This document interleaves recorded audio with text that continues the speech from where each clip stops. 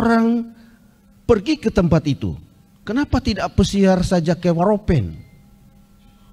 Kenapa orang tidak pesiar ke Nusa Utara? Kenapa perginya ke Gunung Sinai? Ya, saudara-saudara, pada waktu sedang mendaki Gunung Sinai, saya gak bisa nafas, ya, susah mau bernafas. Jadi saya pikir-pikir, bukan main itu Musa ya. Belum ada jalan seperti sekarang, tapi dia bisa mendaki sendirian lagi. Kenapa Musa begitu menempuh perjalanan yang siksa itu, naik ke Gunung Sinai? Ada apa itu? Karena satu alasan, karena dia ingin ketemu dengan Tuhan di sana. Karena di Gunung Sinai Tuhan hendak berbicara dengan Musa secara khusus. Dalam kisah yang lain, di dalam Keluaran pasal 3 diceritakan pula tentang Musa yang sementara menggembalakan kawanan domba mertuanya, lalu perjalanannya sampai jauh ke Gunung Horeb. Lalu di sana dia melihat semak duri, semak belukar yang menyala tapi tidak terbakar. Lalu dia heran dan mendekat. Apa yang terjadi? Ketika dia mendekat, maka suara kedengaran, "Musa, tanggalkanlah kasutmu, sebab tempat di mana engkau berdiri itu adalah tempat yang suci." Saudara-saudara yang kasih, Musa begitu kagum karena pada saat itu dia bertemu dengan Tuhan langsung di semak duri itu. Kalau kita tanya kepada Musa, mana tempat yang menyenangkan bagi Musa? Di Gunung Sinai atau di tempat pesiar lainnya? Di tempat semak duri atau di tempat pesiar lainnya? Dia berkata, Sinai lebih istimewa, semak duri lebih istimewa. Mengapa? Karena ada kehadiran Tuhan di sana. Keindahan suatu tempat itu ditentukan oleh apakah Tuhan ada di sana. Saudara-saudara yang kasih, Yakub dalam perjalanannya ke Mesopotamia, pelarian ke Mesopotamia, dia tertidur di satu tempat. Ambil batu, dia bikin sebagai bantal kepalanya. Dan waktu dia tidur, dia bermimpi, dia melihat tangga yang menghubungkan langit dan bumi. Lalu malaikat yang naik turun di sana.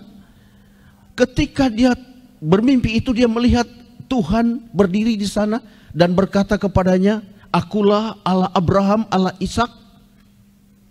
Ketika terbangun, saudara, Yakub katakan, ini tempat yang dahsyat.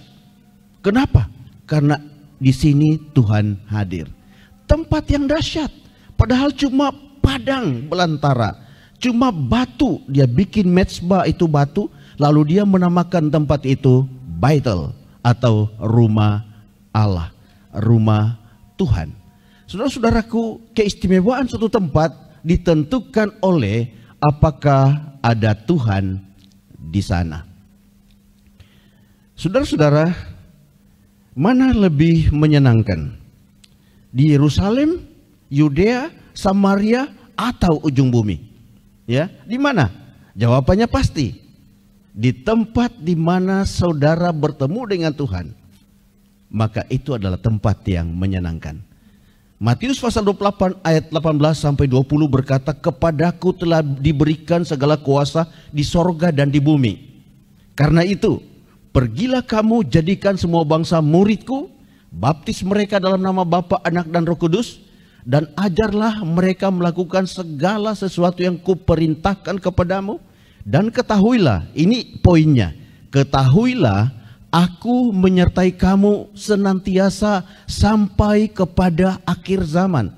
Aku menyertai kamu sampai kepada akhir zaman. Indah sekali ini. Sampai kepada akhir zaman, sampai kepada zaman kita. Tuhan berjanji, aku menyertai kamu. Kemanapun saudara berada, dengan tujuan menjadikan orang murid Yesus. Kalau saudara ke ujung bumi menjadikan orang murid Yesus, maka ujung bumi adalah tempat yang menyenangkan. Kalau Anda pergi ke Yudea untuk menjadikan orang lain murid Yesus, Yudea adalah tempat yang menyenangkan. Kalau engkau pergi ke Yerusalem atau Samaria untuk menjadikan orang lain murid Yesus, maka tempat itu adalah tempat yang menyenangkan, yang indah. Tetapi sekarang kan kita diminta tinggal di rumah. Pertanyaan saya adalah, apakah rumah saudara menyenangkan dan indah? pastikan bahwa di rumah saudara Yesus ada. Pastikan bahwa saudara sedang menjalankan tugas pemuritan di rumah. Pastikan bahwa orang tua Anda, papa, mama, anak-anak Anda, suami Anda, istri Anda, menantu Anda kalau ada, keponakan-keponakan kalau ada, pastikan mereka sedang dimuridkan menjadi murid Yesus. Minggu depan ini, jadikan orang di rumah Anda murid Yesus, maka rumah Anda akan menjadi tempat yang menyenangkan. Tuhan memberkati kita. Kita dengarkan lagu berikut ini untuk menjadi lagu tutup Sabat.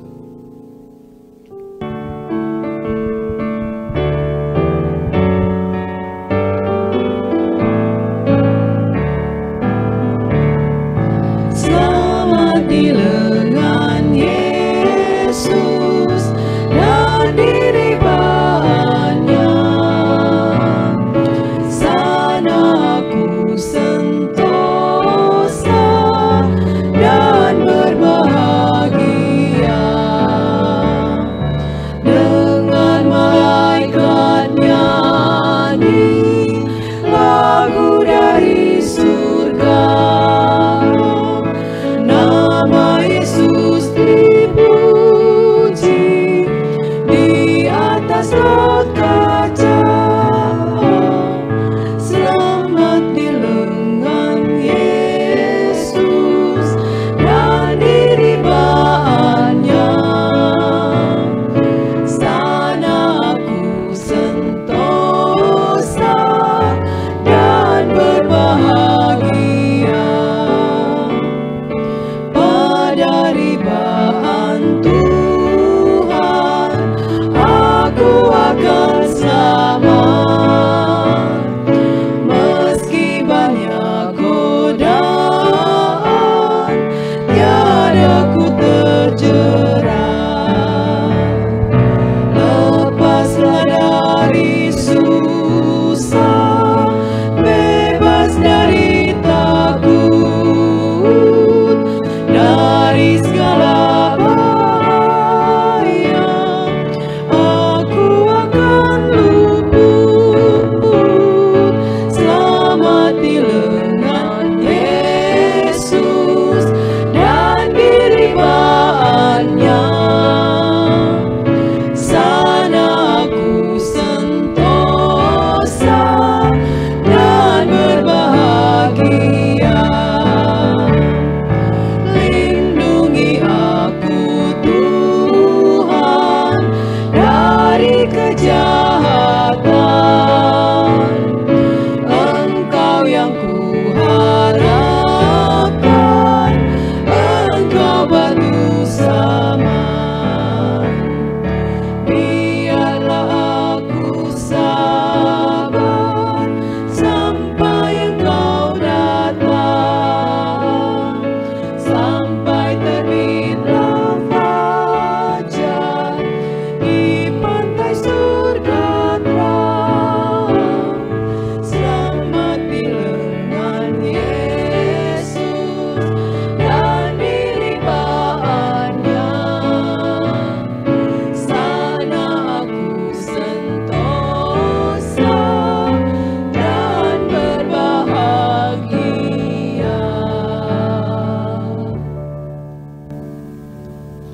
Mari kita berdoa untuk tutup acara sekaligus tutup Sabat. Bapa kami di dalam sorga, dikuduskanlah kiranya namamu. Kami bersukacita karena punya kesempatan berbakti bersama di rumah masing-masing melalui siaran online ini. Tuhan, pada penutupan Sabat ini, kami memohon kehadiran Tuhan untuk bersama kami sepanjang minggu mendatang. Ada banyak tantangan yang kami hadapi, tapi kami yakin bahwa kami akan dapat melewatinya dengan aman karena Tuhan bersama kami. Kami secara khusus mendoakan di tengah-tengah wabah corona ini Tuhan, pergumulan berat negara kami, pemerintah kami mulai dari Bapak Presiden, semua menteri, pejabat-pejabat tinggi negara, para gubernur, bupati, wali kota, bahkan sampai kepada pemerintah kampung. Semua sedang bergumul, semua sedang berjuang untuk mengatasi wabah ini. Dan juga kami mendoakan para tenaga medis, dokter-dokter, para perawat, relawan-relawan yang mempertaruhkan kesehatan dan nyawa mereka untuk menolong sesama. Tuhan, sertailah mereka semuanya, lindungi mereka, berilah hikmat dan akal budi, dan Tuhan, lalukanlah segera wabah ini dari tengah-tengah kami, dan lindungilah seluruh umat Tuhan dengan kawalan malaikat kudus-Mu. Terima kasih karena sukses yang Tuhan akan berikan minggu depan ini. Kami berdoa dalam nama Tuhan Yesus. Amin.